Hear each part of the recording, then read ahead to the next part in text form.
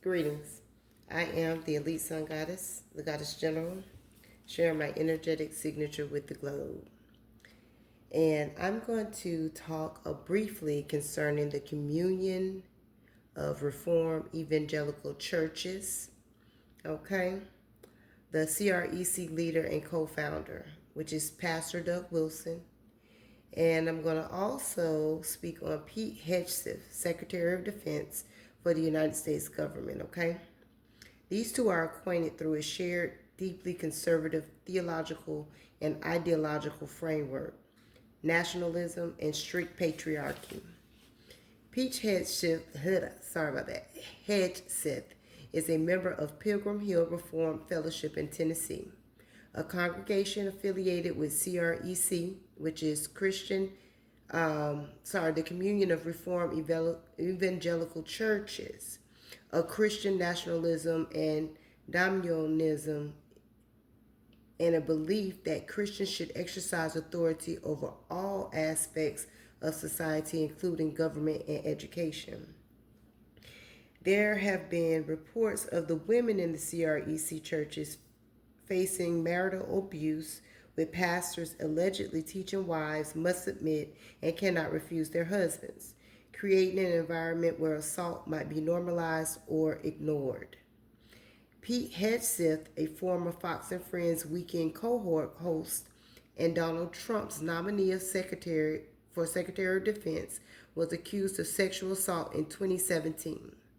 While no charges were filed, the incident involved a confidential settlement payment made by Hegseth in 2020 to prevent a potential lawsuit.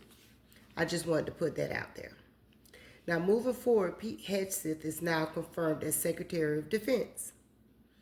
Doug Wilson is also central to controversy for his hardline theology, including past defenses of slavery as beneficial.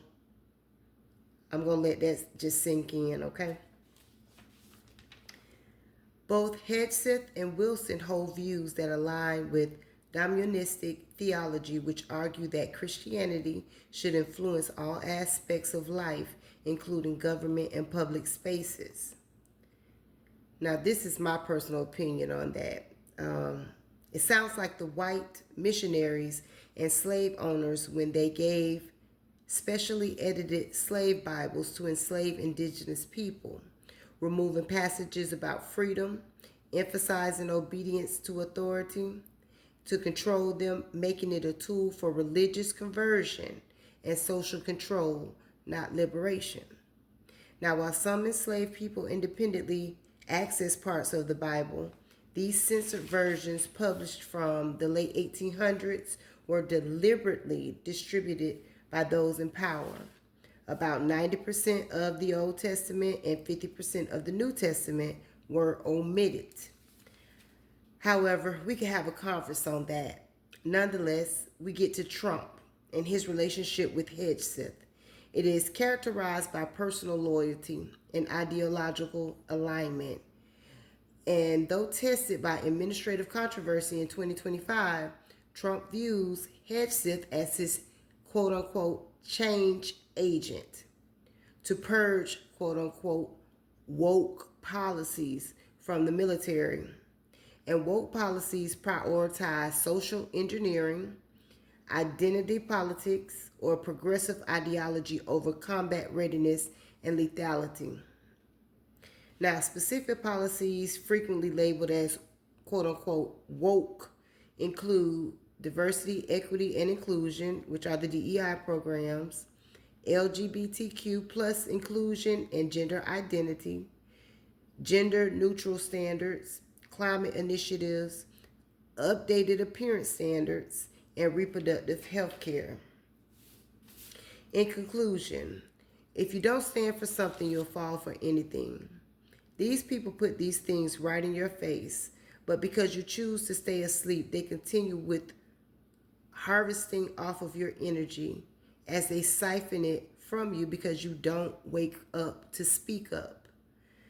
This is for you to see the correlation in these relationships and what's happening in the government right now, for you to wake up from your sleep.